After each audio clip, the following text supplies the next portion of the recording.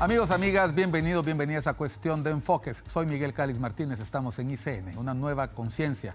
Nuevamente con ustedes para hablar de los temas que hacen portadas, que hacen titulares y que usted sigue en redes sociales y medios de comunicación. Distintos puntos de vista, perspectivas, opiniones, enfoques. Hoy vamos a tener el enfoque de una joven política, la abogada Carmen Aidé López Flores, ex viceministra de Gobernación, miembro del Partido Libertad y Refundación y, podemos decirlo, aspirante a convertirse a diputada en el próximo proceso electoral 2026-2030. Así es.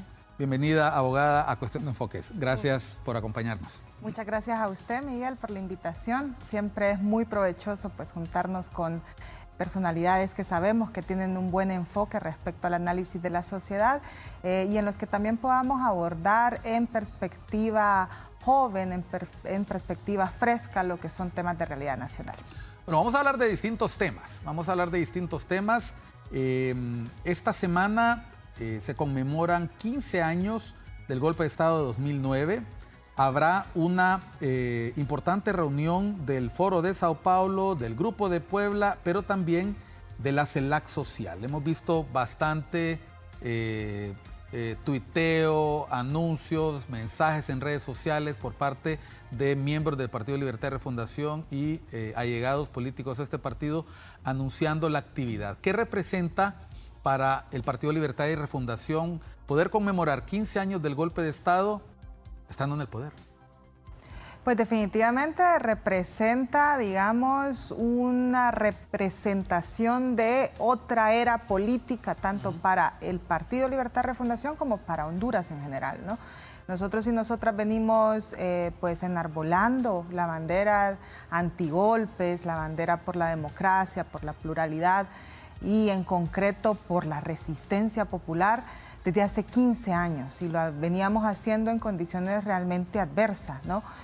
Siendo la principal oposición y además, digamos, la resistencia fue el ente articulador de otros opositores, de otras fuerzas opositoras en general, pero fue un camino bastante duro, ¿no? A pesar de que logramos articular y crear estrategias críticas hacia el anterior gobierno y su autoritarismo y además vínculos con el crimen organizado, también hubo muchas pérdidas, ¿no? Estamos hablando incluso de que esta cercanía al 28 de junio, 15 años después, también nos trae de regreso pues, a esas pérdidas humanas que no tuvieron que haber sucedido, de grandes compañeros y compañeras que fueron parte del movimiento de resistencia popular, que fueron parte de toda esa organización, esa oposición, esa resistencia en distintos niveles, ¿no? Porque también es importante decir que algo que nos dio el triunfo, nos permitió construir esta nueva era democrática en Honduras es la diversidad que encarnaba el Frente Nacional de Resistencia Popular, donde algunos y algunas nos oponíamos desde lugares académicos, desde lugares, digamos, más oficialistas o institucionales. Sin embargo, también todos y todas compartíamos la calle, ¿no? Pero sí había toda una estructuración diversa de roles que también fue lo que nos permitió avanzar en lo que era esta bandera política que finalmente se convirtió en el Partido Libertad y Refundación. A ver, viene el Foro de Sao Paulo. El Foro de Sao Paulo reúne a partidos políticos de tendencia progresista, afines al Partido Libertad y Refundación. Ha tenido una historia de altibajos. En algún momento los directores del foro, de los que dirigían el Foro de Sao Paulo, veían que ninguno de sus miembros estaba en el poder. De repente empiezan a llegar unos, otros van, otros vienen. En algún momento incluso se tuvo que retirar la representación de grupos armados que todavía estaban en Colombia y hoy se reúnen en Tegucigalpa. ¿Quiénes vienen con el Foro de Sao Paulo? Lo digo porque uno lee en las redes sociales, hay mucha polarización, las personas dicen esto es malo para Honduras, esto polariza la sociedad, esto no es bueno para la población hondureña. ¿Qué representa para Libertad y Refundación poderse reunir con partidos homólogos y no solamente hacer esa reunión? Porque también hay otros dos eventos, está la reunión del Grupo de Puebla y está también la segunda CELAC Social. Así es. ¿Cómo podemos englobar todas estas actividades dentro de esta conmemoración del golpe de Estado? Que, como usted ha dicho de manera muy precisa, son 15 años. Son 15 años ya. Sí, la verdad es que nosotros y nosotras lamentamos mucho de que este tema de la polarización mediática alrededor de esta fecha tan importante, histórica para todos y todas, más allá de que hayamos estado de acuerdo, en desacuerdo, que seamos militantes de Libre o no lo seamos, el hecho que no tiene posibilidad de ser refutado es que fue un parteaguas para la historia de nuestro país, ¿no?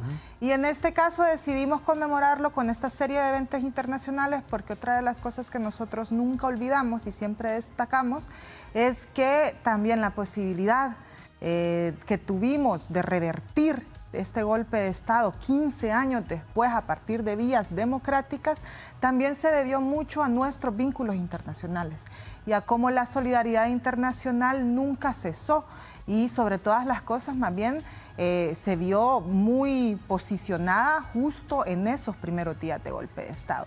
Y las fuerzas políticas y personalidades que en ese entonces más nos respaldaron, más cuestionaron en la comunidad internacional cómo era posible que volviéramos al tiempo de golpes de Estado en pleno siglo XXI, porque además el golpe de Estado en Honduras marca también el inicio de esos retrocesos impulsados por las derechas de la región que llegaban a desestabilizaciones de índole tal como un golpe de Estado, ¿no? Luego sucedió en Paraguay, luego sucedió en Bolivia, otro intento, luego sucedió también la destitución en Brasil de Dilma Rousseff. Exactamente. Entonces, vemos cómo también esto nos hizo unirnos aún más como potencia latinoamericana y ser cada vez más críticos de esos poderes imperiales que son también los que se ven inmersos en todo ese contexto de poder que tenemos cada uno en nuestros países.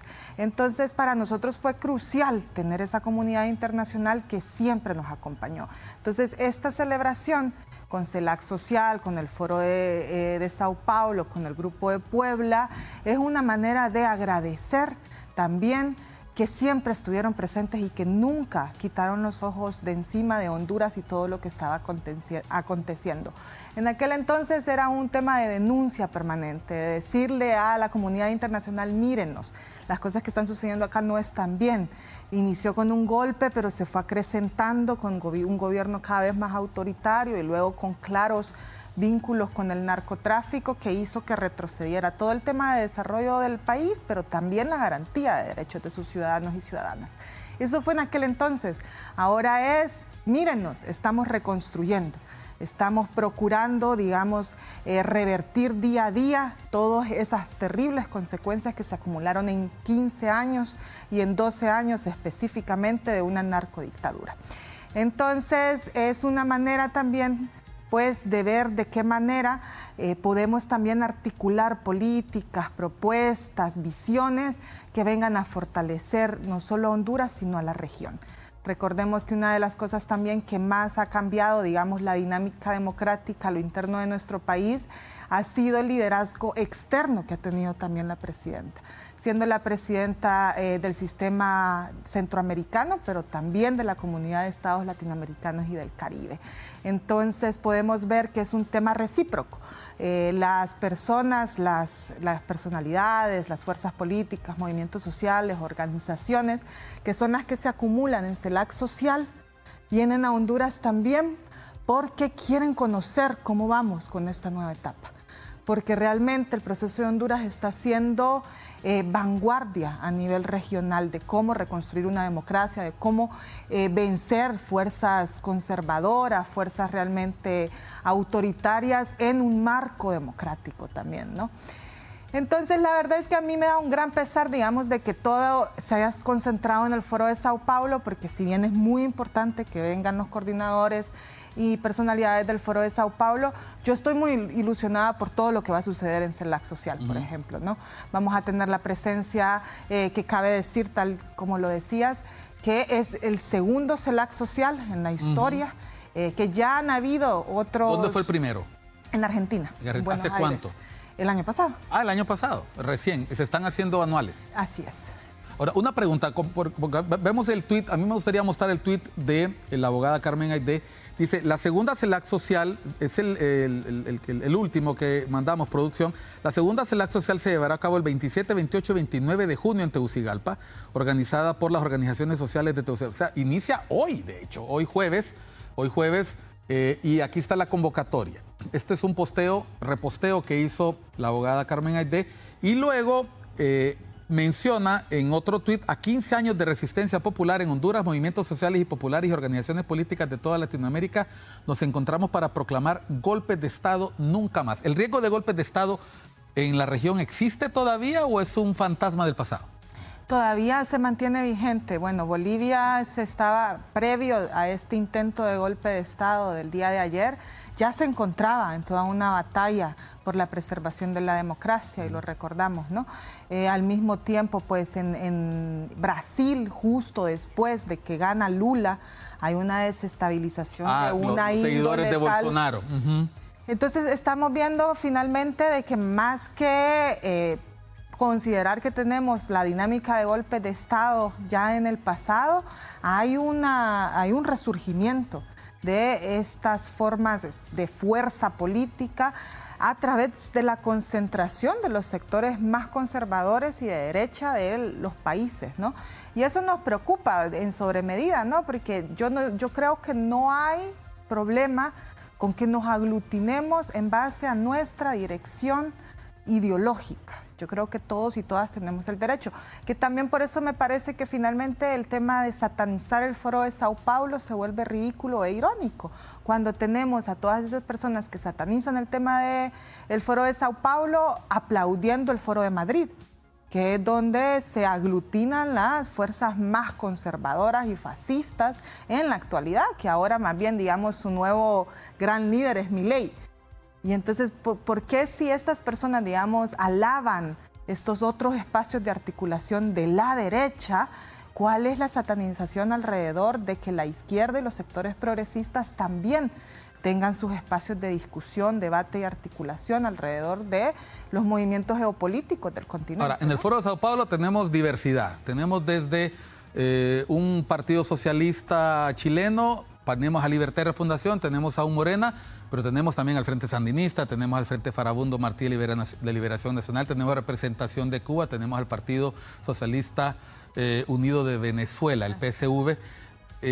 ¿Qué contestarle a las personas que dicen, ok, está bien, Libertad y Refundación gobierna en Honduras, elecciones democráticas, México, elecciones democráticas, acaban de elegir a la última mujer? ¿Qué decir a los detractores que mencionan? Sí, pero también están con Daniel Ortega, que ha cerrado espacios democráticos en Nicaragua, están también representantes de Cuba, donde están cerrados muchos espacios democráticos, y en el caso de Venezuela, bueno, veremos ahora en las elecciones, hasta ahora ha habido varios espacios de cierre democrático ahí. ¿Qué responder a esos detractores? Porque ese tipo de cierres por lo menos no se ha visto en el otro extremo. Bueno, yo creo que eso también es cuestionable. Podríamos conversar sobre el gobierno de Milei, ¿no? Y la avanzada también que ha tenido en revertir y bloquear derechos de la población que han luchado por muchos años. Hay una reforma laboral que consiste explícitamente en recortar derechos laborales de los trabajadores. Tenemos también a un Milei que ha cerrado, digamos, espacios de participación de las mujeres, que quiere disolver ministerios que históricamente han funcionado para proteger los derechos de las minorías. O sea que también sucede, ¿no? No es cierto que la derecha representada en gobierno no violenta derechos y no impulsa retrocesos democráticos. ¿El caso de El Salvador, cómo lo ven Eso ustedes? por un lado. Bueno, por ejemplo, se podrían tener, digamos, y eso que Bukele, digamos, que es un mix ideológico que no se termina de entender, pero en definitiva, pues se junta sobre todo con la derecha de la región, ¿no? Y se podría hablar de los recortes, aunque, digamos, no es una crítica muy popular, porque entendemos también que el crimen organizado ha acabado con la vida de muchísimos en nuestros países, sobre todo en Centroamérica, pero podríamos hablar del recorte de garantías judiciales y de derechos humanos de las personas que pasan por un proceso de judicialización en El Salvador, ¿no? Precisamente porque responde a la política de Estado criminal que tiene Bukele, bueno, de persecución del crimen, que pretende más apostarle al éxito en capturas y en la preservación de una sociedad segura, un poco a la fuerza, ¿no? Pero que pasa por encima, digamos, de derechos de personas humanas. Me gusta la mención que ha hecho Carmen Aidé sobre una mixtura, una mezcla ahí extraña, porque al volver de unos mensajes vamos a hablar un poco si es fácil en este tiempo catalogar o ponerle etiquetas a un partido. Nosotros hemos podido ver cómo miembros del actual gobierno han dicho: no hemos podido avanzar en la agenda del socialismo democrático, en la agenda de la refundación, porque todavía estamos aplicando medidas de corte capitalista y liberal. Vamos a hablar sobre eso al volver después de unos mensajes con la abogada Carmen Aidé López Flores, ex viceministra de Gobernación, miembro del Partido Libertad y Refundación y aspirante a diputada en el próximo cuatrienio gubernamental. Ya volvemos después de unos mensajes.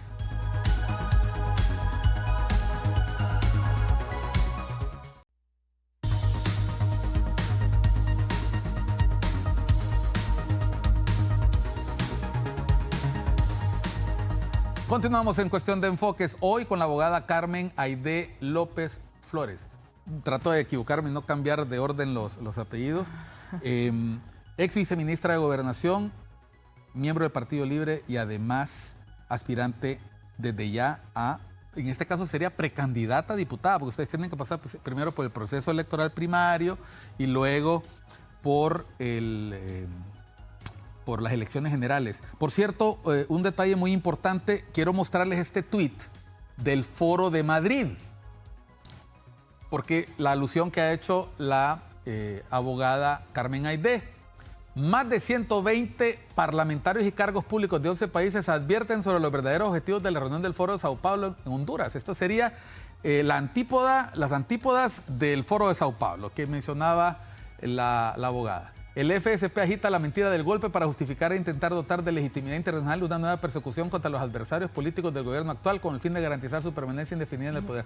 Y luego hay una declaración firmada. No nos vamos a concentrar en la declaración, pero habla de los verdaderos objetivos del encuentro del Foro de Sao Paulo en Honduras y dice: el objetivo principal de este encuentro es conmemorar el 15º aniversario de la destitución del expresidente Manuel Zelaya, esposa de la actual presidenta, que en el año 2009 por órdenes de Hugo Chávez intentó perpetrar un golpe de Estado a través de la modificación ilegal de la Constitución hondureña para perpetuarse en el poder. Y luego viene otro texto por ahí. Además estarán presentes representantes de la sucursal estadounidense del Foro de Sao Paulo, la llamada Internacional Progresista, cuya misión es legitimar las tiranías de Cuba, Venezuela y Nicaragua y abrir camino a nuevos regímenes contrarios a la libertad, los derechos fundamentales y la soberanía de las naciones. Luego habla de la CELAC. Menciona organizaciones que se autodenominan sociales con el objetivo de hacer pasar por líderes preocupados por la sociedad, golpistas, corruptos, condenados y guerrilleros como Evo Morales, Cristina Fernández de Kirchner y Gustavo Petro. Dejémoslo ahí. Dice la línea final, ante la derrota electoral de Xiomara Castro del Partido Libre en el 2025, bueno, todo eso no ha pasado, ¿no? Quieren hacer hoy lo que Zelaya no pudo hacer en 2009, secuestrar a los hondureños la soberanía de su nación y sus libertades. En Madrid, el 25 de junio de 2024. No leímos todo el post, pero ¿es este el ejemplo de la polarización del discurso? ¿Podemos esperar un comunicado igual del Foro de Sao Paulo si hay una reunión del Foro de Madrid en algún lugar? ¿Se mantiene este debate permanentemente en redes? Pues fíjese que yo creo que podemos todos quienes están escuchando y viendo este programa verificarlo por cuenta propia. La verdad es que los comunicados del Foro de Sao Paulo, más que pues individualizar de esas formas tan vulgares algunos casos o situaciones en países específicos, hace planteamientos políticos, hace planteamientos académicos incluso, hace planteamientos técnico-políticos alrededor de las realidades de la región, a menos que suceda algo como lo que sucedió ayer en Bolivia, ¿no? Cuando vienen estos atentados a la democracia, cuando se demuestra de nuevo que las derechas y los sectores conservadores continúan entorpeciendo pues el flujo democrático de nuestras naciones, obviamente los líderes del Foro de Sao Paulo, como cualquier persona que crea en la democracia y en la autodeterminación de los pueblos debe de hacer, pues se pronuncia, ¿no? Entonces, sin embargo, a mí me llama la atención ese pronunciamiento del Foro de Madrid, porque tal y como usted decía, uno está aseverando totales mentiras, está aseverando cuestiones que ni siquiera han sucedido, se está refiriendo a las elecciones del 2025 y estamos en pleno 2024. Este es un buen ejemplo, por ejemplo, esto es un ejemplo del Foro de Sao Paulo ayer. Esto es lo que el Foro de Sao Paulo ha hecho en relación al intento de golpe de Estado en Bolivia contra el presidente Arce Catacora, perdón, no es Arce Catacora. No, Arce Catacora, sí, que ha tenido un palique ahí, no se llevan bien con Evo, ¿verdad? Pero en este sentido se han unido voces en contra del intento militar, de este conflicto que se ha presentado, y este es el tuit del Foro de Sao Paulo. exactamente. Lo que hacemos es alertar, lo que se hace es señalar, lo que se hace es articular todas aquellas voces, organizaciones y representaciones progresistas de la región para poder, pues, difundir nuestro planteamiento, y nuestro planteamiento muy claro que une a todas las naciones del Foro de Sao Paulo es que estamos en contra de los golpes de Estado. Nos parece que es realmente imposible que continuemos en Latinoamérica reproduciendo estas formas de autoritarismo y de regímenes militares que no han traído nada bueno y que todas nuestras naciones lo han vivido, no en esta historia cercana, sino en una historia que nos precede en años y años y años, ¿no? Acá en Honduras, ahora estamos hablando del 2009, pero el 2009 no está desvinculado de los regímenes militares de los 80, de la doctrina de seguridad nacional que tanto azotó a toda Latinoamérica y tuvo sus expresiones específicas también en Centroamérica. Entonces, finalmente, las fuerzas progresistas, más que querer reproducir mentiras, reproducir aseveraciones sin fundamento, atacarnos entre unos y otros, yo creo que lo que estamos intentando es hacer un planteamiento de región, un planteamiento político de región, porque sobre todas las cosas quisiéramos de que nuestra región latinoamericana ya pudiera prosperar desde otras lógicas y con otras perspectivas que realmente le resuelvan la vida a la gente. O sea, tenemos un continente que también está totalmente azotado por la pobreza, que no es comparable, por ejemplo, con el occidente, ¿no? Y que tiene que ver con toda una relación histórica también de colonialismo y neocolonialismo de esas potencias en su relacionamiento con Latinoamérica. A propósito de esto, miren este tuit del Foro de Sao Paulo sobre la liberación de Julian Assange. Está en inglés, se podría traducir, si quieren los amigos de producción, haciendo alusión a la liberación finalmente de Julian Assange. Usted conoce la historia de Julian Assange, fue este caballero que es una combinación de activista, hacker, comunicador, ¿verdad?, que saltó a la palestra pública por los famosos Wikileaks, Sí. Y que estuvo refugiado 7 años en la delegación diplomática ecuatoriana en Londres, y luego que se altera las relaciones de poder en Ecuador, el presidente Lenín Moreno le entrega prácticamente al señor Assange a las autoridades británicas. Ha estado detenido 5 años allá, o 7 años, 5 años, y ahora se ha podido liberar y el Foro de Sao Paulo se pronuncia. Ahora, un detalle muy interesante: Julian Assange regresa a su país, regresa a Australia. Sin embargo, el Foro de Sao Paulo publica esta información. ¿Será por la asociación que en algún momento tuvo el presidente Correa apoyando a Assange? Porque en algún momento se reconoce que las publicaciones de Assange permitieron que Donald Trump ganara la presidencia contra Hillary Clinton. O sea, por eso mencionábamos antes de irnos a la pauta, ¿se puede hablar de ideologías aquí o al final estamos hablando de intereses compartidos?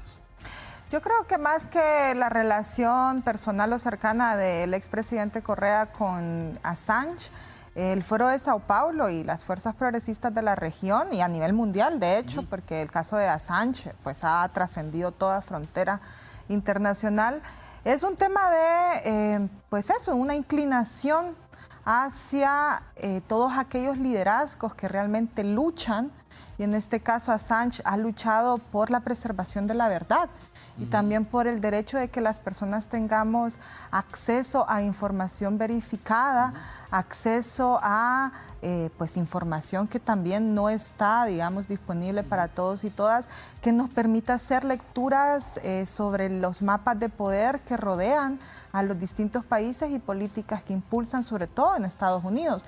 Yo creo que Estados Unidos además es una de las naciones que está más compartimentada o digamos más cerrada alrededor del acceso a la información, porque tienen toda una elaboración desde su historia del derecho a la privacidad, ¿no? Y ese tema en Estados Unidos es muy delicado.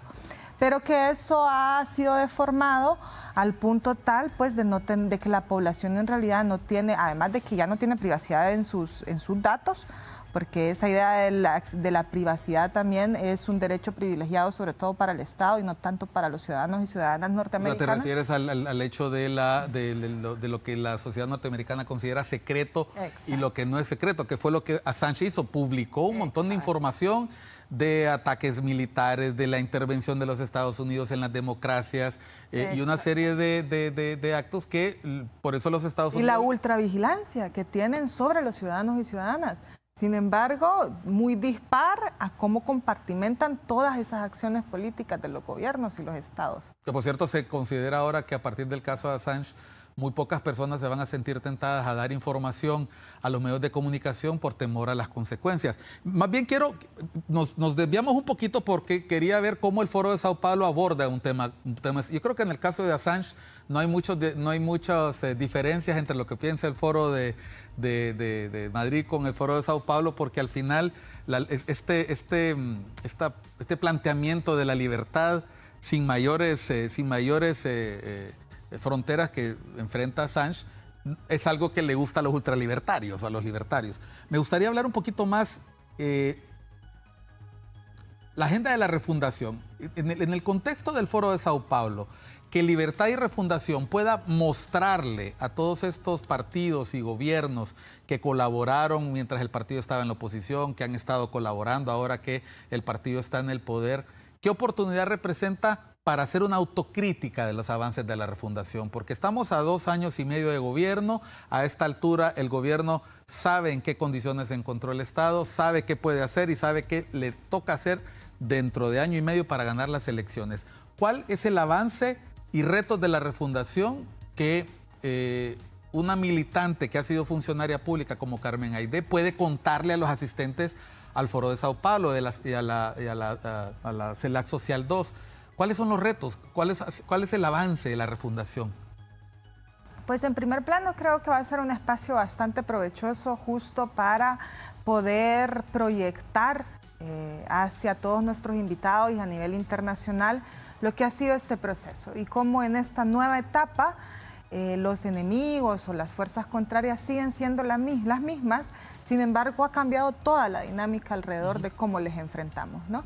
Y en ese sentido yo creo que una de las cosas que hay que destacar y que además es compartido es el tema de cómo ostentar el poder del Ejecutivo realmente no es tener el poder de una nación.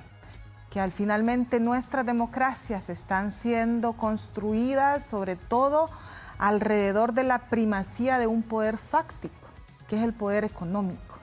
Y eso sucede en todos los países de Latinoamérica. Y eso a nosotros nos ha resultado, digamos, un obstáculo permanente, porque muchas de las acciones o políticas que el gobierno de la presidenta Xiomara Castro quiere avanzar se han visto intervenidas o boicoteadas por esos representantes del poder económico. Podemos hablar sobre eso en el tercer segmento. ¿Ha escuchado usted a la abogada Carmen Aidé? No basta con tener el poder de la nación, no basta con lograr el poder ejecutivo. Yo pensé que ella se iba a referir, nos ha costado mucho también lograr gobernabilidad en el poder legislativo, pero no, ha ido al tema de los poderes y grupos fácticos. Vamos a volver después de unos mensajes para hablar sobre eso, sí, pero también los retos de gobernabilidad en el Congreso Nacional y más ahora que el Partido Libertad y Refundación enfrenta una importante fractura en sus filas. Volvemos después de unos mensajes con la abogada Carmen Aidé López Flores. Ella es ex viceministra de Gobernación, miembro del Partido Libertad y Refundación y aspirante a diputada para el cuatrienio 2026-2030. Ya volvemos.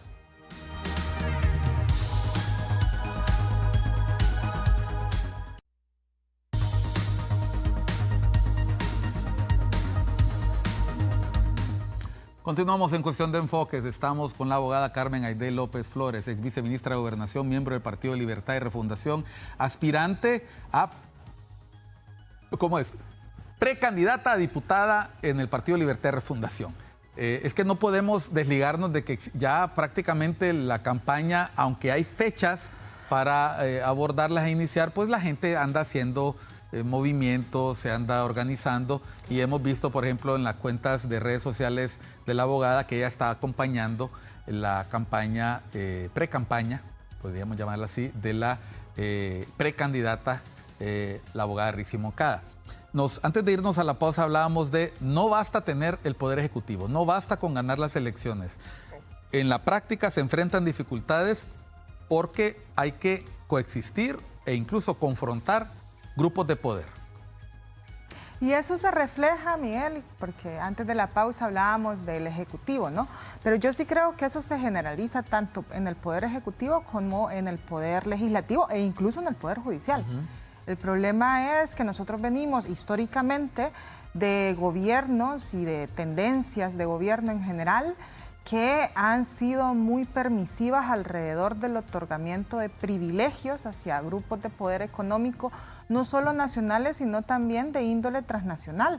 Hablemos, por ejemplo, de lo que fue la huelga bananera y qué fue lo que la detonó, ¿no? La detonó un poder realmente vulgar y exacerbado que ostentaba Estados Unidos sobre pues toda la industria bananera que vino a instalarse acá por todo un tema también ya lo conocemos, ¿no? De explotación laboral, porque finalmente tener las industrias acá recortaba costos, pero digamos, ese ejemplo puede ilustrar muy claramente cuál ha sido la posición de los gobiernos desde entonces frente a esos poderes desmedidos. Y no ha sido regularlos, enfrentarlos, recortarles margen de acción, sino que más bien reforzarlos, darles privilegios, venderse ante ese poder, ¿no? Es bastante conocida aquel dicho de Samurai, ¿verdad? De Samurai. Que decía que valía más una mula que un diputado en Honduras, ¿no? Entonces eso ha impedido o ha pues finalmente obstaculizado que podamos avanzar de manera conjunta en lo que es el plan de gobierno de la presidenta Xiomara Castro y de formas muy específicas el pues precedente, el problema que hemos tenido en el Congreso Nacional desde inicios de gobierno ha impedido que muchas acciones que la presidenta está impulsando en el Ejecutivo no tengan un respaldo desde el Legislativo que haría que pudiesen avanzar de maneras más fuertes y fluidas. Entonces creo que eso es un aspecto que lo han vivido todas las naciones latinoamericanas cuando hay un cambio en la tendencia ideológica de los gobiernos que han venido gobernando y que se ven pues finalmente sacados del poder por una elección democrática de un partido que representa una ruptura en esa tendencia ideológica. Podemos verlo de nuevo con el caso de Brasil, que hablábamos, ¿no? Incluso el caso de Chile, que venían pues de gobiernos más conservadores, más de derecha, y finalmente cuando entran al gobierno pues se pueden dar cuenta que hay una serie de enemigos, hay una serie de tendencia al boicot, hay desestabilizaciones. Entonces creo que eso va a ser algo que en general nos va a unir en la conversación y en el análisis en CELAC Social, que es el espacio, digamos, más abierto en el que vamos a conversar no solo con autoridades de gobierno, y eso es importante decirlo, de estos otros países.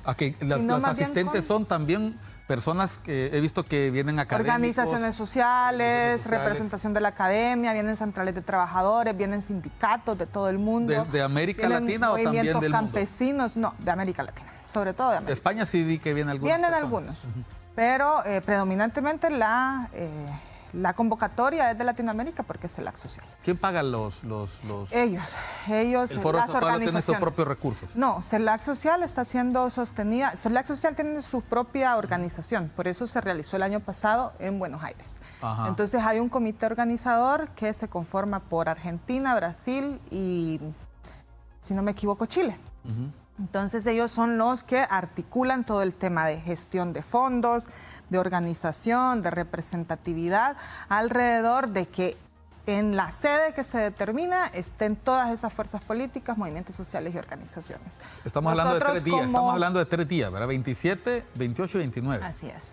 Claro, nosotros como país sede estamos procurando, pues, al menos tenerles algo de alimentación, ¿no? No vamos a mentir o a esconder eso. Somos finalmente los anfitriones, pero pues todo el tema de organización también va más allá de nosotros. Viene gente joven, vienen mujeres. ¿Cómo está la representación de jóvenes y mujeres? Porque quiero entrar aquí al otro tuit de... Vamos a volver sobre los logros de la refundación en un rato. Quiero que vea usted este tuit que publicó la abogada a principios de año, cuando la presidenta Castro pidió a todos sus funcionarios que, si querían dedicarse a la actividad política, abandonaran su cargo. Mire usted lo que publicó. Voy a dejar que lo lea ella, para que tenga más, para que se sienta más original. Yo sí renuncié, desde inicios de febrero del presente año, después de la compañera y candidata presidencial, la abogada Rixi Moncada, acatando coherente y disciplinadamente las órdenes de la presidenta Xiomara Castro.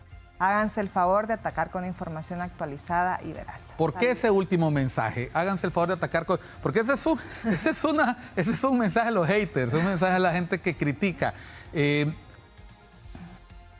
Llegar a una posición de subsecretaria de Estado a una edad tan temprana es un avance para una mujer que participa en política.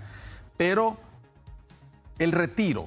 ¿Por qué mandar ese mensaje? ¿Por qué no quedarse en el puesto y aspirar desde la sombra como lo hacen en otros gobiernos, otras personas?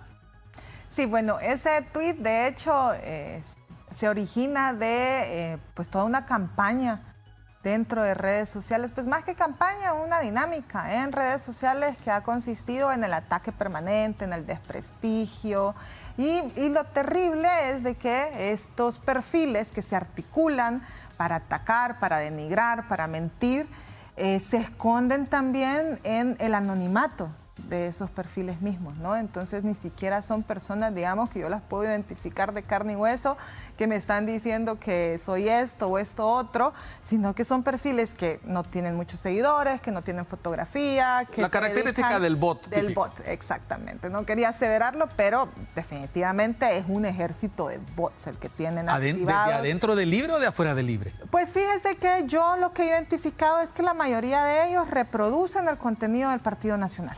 Y de perfiles de la oposición, así que en su mayoría son bots de la oposición, que yo creo que son de hecho bots reciclados del Partido Nacional. No sé, seguramente usted se acuerda que una de las últimas denuncias que realizó un corresponsal internacional muy famoso en Colombia respecto a las elecciones del 2017 en Honduras era que tenían una dinámica de comprar una cantidad de perfiles y articularlos alrededor de levantarle la imagen al expresidente Juan Orlando Hernández y además pues impulsar toda la campaña que se estaba acercando. Entonces yo publico eso porque yo usualmente no les respondo, yo usualmente pues no me pongo a pelear. Fue general.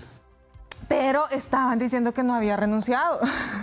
Estaban diciendo que yo me estaba aprovechando del Estado porque estaba en mi cargo. Entonces yo lo que les digo es por lo menos actualicemos un poco, hagan otro elemento de ataque alrededor mío, porque eso no es cierto. Pues. De eso han pasado 6 meses. Ya, el 8 de febrero renunció. Casi 6 meses. ¿Y cómo va esa pre-campaña? Va muy bien, realmente es importante destacar que en este momento pues no hay un candidato o candidata a ningún cargo oficial. Todos y todas somos precandidatos y precandidatas. Claro que hay una contundencia y un gran apoyo articulado alrededor de la precandidata, la abogada Rixi Moncada, porque ella es quien aglutina la mayor fuerza dentro del partido, siendo a quien se apoya dentro de las 4 corrientes oficialistas del Libre, que somos Más por M28 y FRP. Sin embargo, pues todos y todas en lo que estamos es en un trabajo que la verdad es que no lo hemos detenido, que ha sido un trabajo de mantenernos cercanos y cercanas a la población. ¿La de Carmen Aidé va a ser una candidatura única o va a ir en algún movimiento en particular? Claro, voy en el movimiento 28 de junio. Sí. De hecho, cuando renuncié, la conferencia de prensa que realicé, la realicé rodeada de todos mis amigos y compañeros diputados en la actualidad y diputados suplentes en la actualidad, además de autoridades del movimiento 28 de junio. ¿Qué representa ser una mujer joven participando en política en Honduras? Es un gran reto, es un gran ejercicio permanente de militancia, de autocrítica, de paciencia, pero yo renuncié realmente porque, bueno, y fue muy difícil, quiero decirlo, ¿no? Precisamente porque yo me sentí sumamente afortunada y honrada de contar con la confianza de la presidenta Xiomara Castro, de nombrarme como viceministra de Gobernación. Ha sido, pues, en definitiva, de las mejores etapas de mi vida, aunque difíciles, porque de nuevo entramos a un gobierno que estaba siendo permanentemente boicoteado desde adentro de las instituciones, entonces era un trabajo tenaz de depuración, de construir lo nuevo, ¿no? Ya en la institución, en la lógica administrativa de las instituciones, que además vale decir que también es complejo porque la burocracia pues tiene sus propias dinámicas. Pero yo estaba totalmente convencida de que mi perfil, mi apuesta, mi sueño ha sido dedicarme a la trinchera política desde la lógica electoral. Y que en ese momento estaba en mi análisis en un momento crucial, porque digamos he podido avanzar en trabajo organizativo, mi militancia es algo que no se cuestiona. Francisco Morazán, ¿verdad? Mi militancia es algo que no se cuestiona, tengo grandes ejemplos de padres, madres, familiares que han luchado toda su vida. Y pues yo sentí que este era el momento y que continuar en el cargo, lo único que iba a hacer era sembrar dudas y sospechas alrededor de una aspiración que yo quiero que sea una aspiración realmente loable, que sea una candidatura y una campaña que retome el por qué la política tiene que ser esencialmente para ponerte al servicio de la gente. Hablemos de política, de libertad y refundación. Recientemente el Partido Libertad y Refundación ha sufrido una sacudida porque uno de sus aspirantes en las elecciones primarias del partido ha abandonado la institución, se ha dado por expulsado a partir de un anuncio que hizo la presidenta Castro en algún momento, luego un anuncio que hace un miembro del Tribunal de Honor y se va, pero no se va solo. Estamos hablando del diputado Jorge Calix, en este momento asumo yo diputado del Partido Liberal porque al haber solicitado oficialmente su ingreso al partido, mientras no sea tramitado, estará independiente durante un rato, pero lo han acompañado figuras del partido. ¿Qué representa para el Partido Libertad y Refundación de cara a su proceso electoral primario, de cara a un proceso electoral general tan importante como el del 2025, que continuaría o revocaría el mandato conferido en el 2021, que un diputado como Calix, que aspiró a la presidencia del Congreso, que ha sido miembro de la Comisión Electoral del Congreso, que ha sido un cercano colaborador del gobierno durante los últimos 2 años y además miembro del partido desde la oposición, abandone al partido? ¿Es tan cierto que esto no le debe importar al partido o obliga a hacer alguna autocrítica dentro del partido? Sé que la pregunta es complicada. Pues más que autocrítica, yo creo que nos llama a todos los militantes a reflexionar sobre nuestra práctica política y sobre las formas en las que canalizamos nuestras aspiraciones individuales.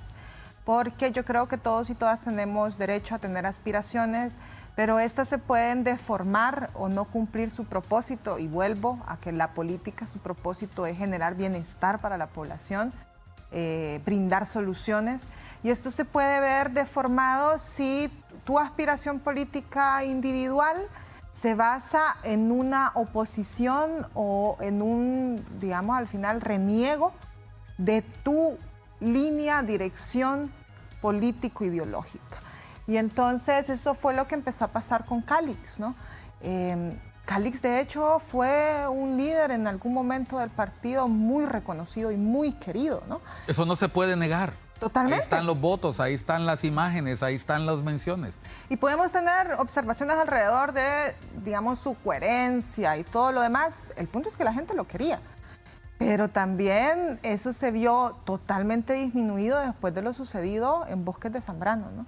Y eso no fue algo que ni la cúpula del Partido Libertad y Refundación, ni sus autoridades, ni su militancia lo provocó, ¿no?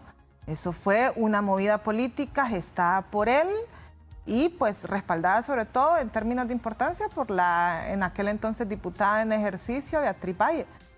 Entonces, el hecho de que él haya hecho eso le generó ya mucha animadversión a lo interno del partido. Porque nosotros y nosotras, si somos algo, es leales hacia la autoridad del partido, y en este caso la autoridad del partido era la presidenta de la República. Entonces, y nuestro origen es ese porque nacemos de un golpe de Estado, nacemos de la traición, nacemos del retraso, nacemos como alternativa a esas componendas de poder, ¿no?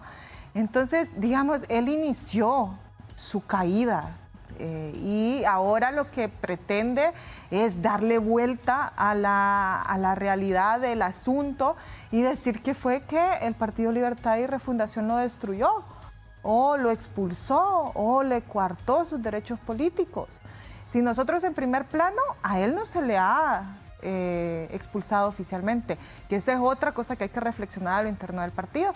El partido no tiene una forma de expulsión tan detallada.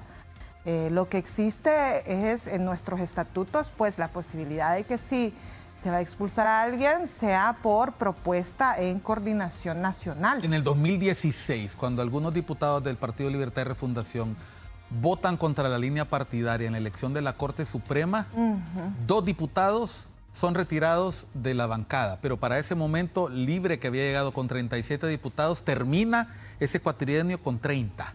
Es decir, esto ya ha ocurrido en el pasado, que los diputados abandonan el barco o el partido les abre las puertas. ¿Qué sería lo más apropiado? Pero ahí hay una diferencia, porque lo que sí se ha hecho es que finalmente se les salen de la lógica de la bancada comunidad, pero no se les expulsa del partido. Finalmente ellos, a través de esos mismos pactos dentro del Congreso Nacional, por el cual se les aparta de la unidad de la bancada, hacen que ellos finalmente terminen en otro partido. ¿Se parece eso a lo de Calix? Yo creo que tiene sus diferencias, porque si algo habría que reconocer es que a pesar del conflicto y a pesar de los desacuerdos que Calix generó desde el inicio a lo interno del partido, llegó un momento en el que se hizo un acuerdo con él, ¿no? Y eso es innegable, y eso hay que decirlo porque también él está reproduciendo un video de ese entonces diciendo que la presidenta lo expulsó. Y eso fue la reacción ante la desestabilización del Congreso Nacional, pero posterior a ello, la presidenta lo recibió en su casa. Y ellos conversaron y ellos llegaron a un acuerdo, precisamente por el bien y la gobernabilidad del país y la unidad de nuestro partido. ¿Ese acuerdo incluía el permitirle que parciales de él ocuparan posiciones en el gobierno? Se le brindó la posibilidad de que se le priorizaran recomendaciones en instituciones públicas. Vamos a unos mensajes, vamos al último segmento. Estamos con la abogada Carmen Aide López Flores, ex viceministra de Gobernación, aspirante, a ver, siempre tengo que corregirme aquí, es aspirante a precandidata a diputada, porque todavía no arranca la campaña. De hecho, espero yo que no llamar la atención de los órganos electorales por, en este caso estamos teniendo una conversación con una joven política sobre la situación del país, sobre el Foro de Sao Paulo, sobre la refundación y sobre el Partido de Libertad y Refundación. Ya volvemos después de unos mensajes.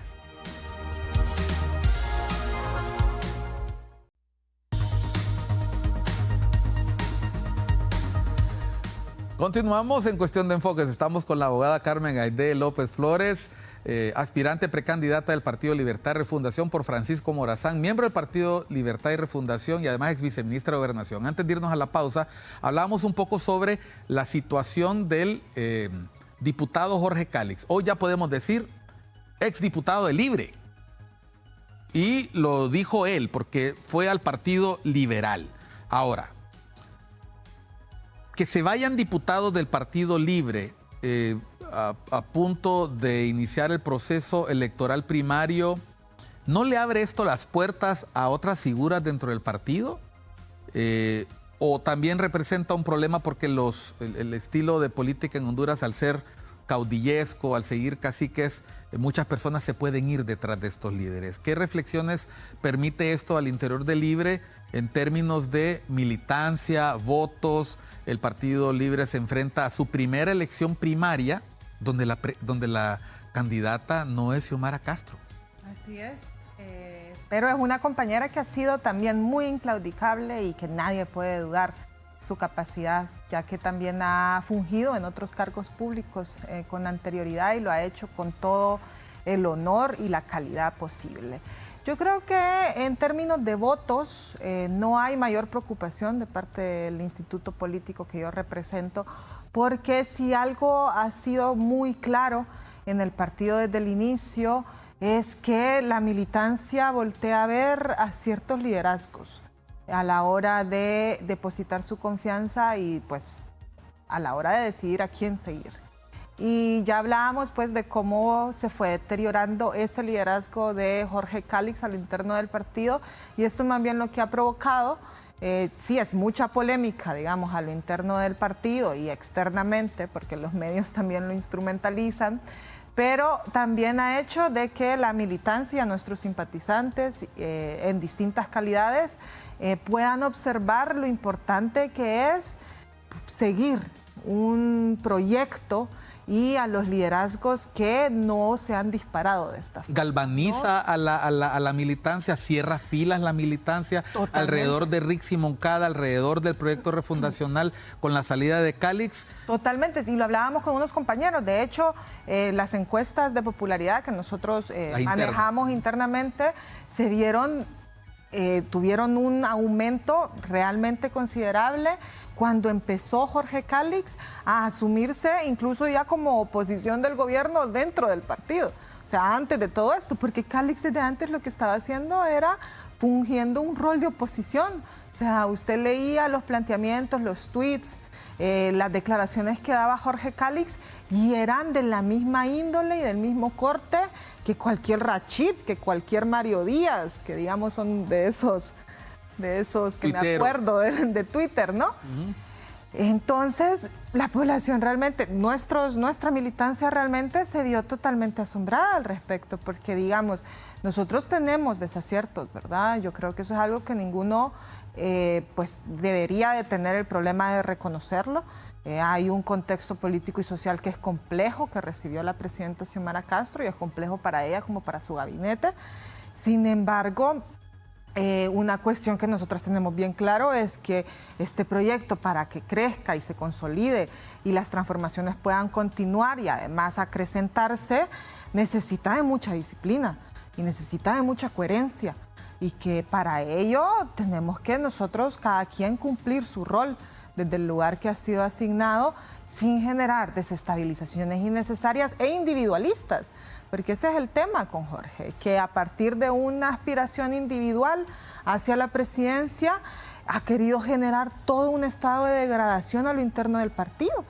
¿Y a cuenta de qué? O sea, a mí me parece que eso es realmente irresponsable. Entonces sí, la verdad es que esto ha hecho que las personas de nuestro partido que lo han observado en este tiempo, al ver esas acciones, lo que hacen es irse con este movimiento ya mucho más consolidado de apoyo a la abogada Rixi Moncada. ¿Qué debe hacer el gobierno en lo que resta de mandato para que la precandidata Rixi Moncada pueda aprovechar en su aspiración presidencial una curva ascendente de Libertad y Refundación? Pienso yo sé que las comparaciones siempre son odiosas, pero pienso en la campaña de Claudia Sheinbaum, que se beneficia profundamente de la gestión de Andrés Manuel López Obrador.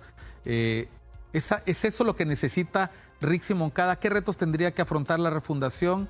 Sé que en el contexto del foro de Sao Paulo seguramente recibirán consejos, recibirán opiniones.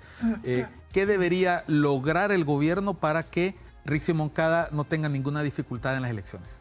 Que por cierto estamos muy contentos y contentas de recibir a Alicia Bárcena, la actual canciller del gobierno de México, que también hace poco fue... Va para embajadora en la ONU, creo, ¿no? Sí, pero ahora lo oficial es que la nombraron como ministra de Ambiente. De Ambiente. Mientras supongo que se construye, digamos, toda esa aspiración también. En ese sentido, pues nosotros creemos que, y me gustaría también, Miguel, antes de que se me olvide, responder una cosita que me preguntabas antes, que era también, esto da cabida a nuevos liderazgos o a nuevos cuadros o perfiles dentro de la política. Sí, porque quedan en esos espacios vacíos en Comayagua, en San Pedro Sula, en Santa Bárbara, en distintos lugares del país.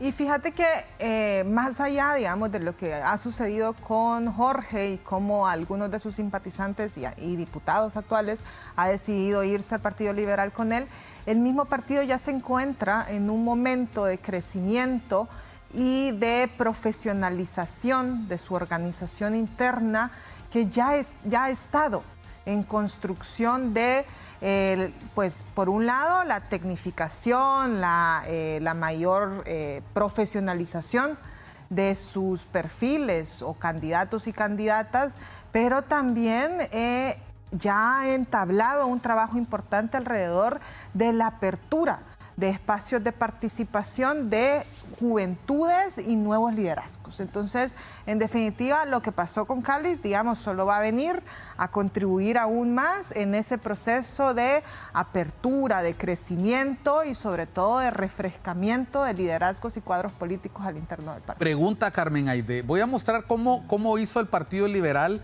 en los días pasados. Vamos a ver, Jorge Cáliz lo conocemos. Esto es lo que publicó el Partido Liberal. Bienvenidos a su casa. Vamos a ver, solo para aprovechar. Miren los departamentos. Estamos hablando de Atlántida, Lloro, Cortés, Francisco Morazán, Copán, Comayagua y Lempira. Estamos hablando de toda la geografía nacional. Muchos de ellos primeros diputados en sus departamentos, con otros suplentes, pero esto representa para el partido un reto. Y es sustituir esos liderazgos y una posibilidad para los nuevos liderazgos, para ocupar esas posiciones y mostrar que sí son leales al partido. Así es. Bueno, mi aspiración un poco se ve enmarcada en ello, ¿no? Yo soy un perfil a candidata nuevo. No me había candidateado en otra ocasión, había fungido otros roles dentro del partido, siempre en la organización y en la politización y en la formación política. Pero como yo hay muchos y muchas otras, así que yo creo que la tarea ahora es más bien canalizar y entrar, digamos, ya a ese trabajo concreto de cuáles van a ser nuestras apuestas y nuestras propuestas para sustituir a los compañeros ahí presentes.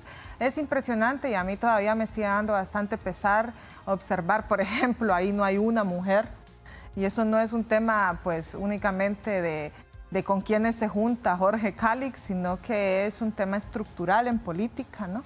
Cómo las mujeres hemos sido relegadas o cómo... Bueno, de las bancadas del Congreso, la bancada de Libre es la que menos diputadas tiene. Totalmente, hemos tenido un retroceso en el Congreso Nacional en términos de representatividad de las mujeres. Entonces, todo nuestro partido, pero específicamente al que yo represento, al Movimiento 28 de Junio, ha tenido a bien, pues, justamente priorizar esos liderazgos de mujeres jóvenes, capaces, que además han demostrado durante todo este tiempo que se deben al proyecto de refundación y de resistencia popular. Así Nos hemos quedado sin tiempo, Carmen Aide, pero yo quiero aprovechar porque no quiero que quede ese sabor de interrupción. En un minuto, un mensaje final para las personas que están viendo a Carmen Aide, aspirante a un cargo de elección popular, pero que empezamos hablando del Foro Sao Paulo, hemos hablado de la refundación, hemos hablado del futuro de Libertad y Refundación, un mensaje al público que nos escucha. Bueno, agradecer el espacio, Miguel, ha sido una conversación de verdad bastante provechosa. Yo quisiera pues decirle a todos y todas las que nos escuchan que continuemos en esta labor conjunta de reconstruir el país y devolverle pues el tinte democrático que se merece, que continuemos construyendo transformaciones y victorias para las mayorías y que para esto no necesitamos solo de la fuerza del partido ahora en gobierno, sino que necesitamos también de la articulación con todos los sectores que debamos de hacerlo, que no ejerzamos una oposición improductiva, una oposición reaccionaria, que procuremos siempre a la par de la crítica colocar una propuesta y que sobre todas las cosas tengamos la claridad de que los procesos de transformación, en este caso la refundación del Estado de Honduras, cuenta de distintas etapas y nosotros y nosotras, representantes del Partido Libre, estamos listos y listas para asumir la próxima de la mano de la abogada y compañera Rixi Moncada. Bueno, Carmen Aide, éxitos, gracias. No evadió preguntas, Carmen Aide, ya vio, o sea, muchas de estas cosas que hemos hablado ni siquiera estaban habladas.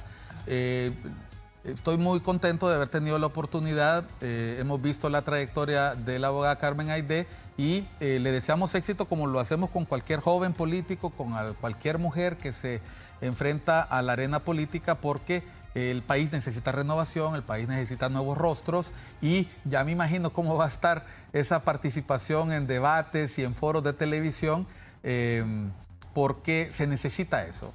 Debate respetuoso, debate de ideas y lo más importante, que usted al final tome la decisión, porque al final la decisión es de la audiencia, de la población, que merece buenos representantes en los distintos espacios políticos. Gracias a la abogada Carmen Aidé. Gracias a ustedes por su sintonía. Les invitamos a seguir disfrutando de la programación de ICN, Una Nueva Conciencia.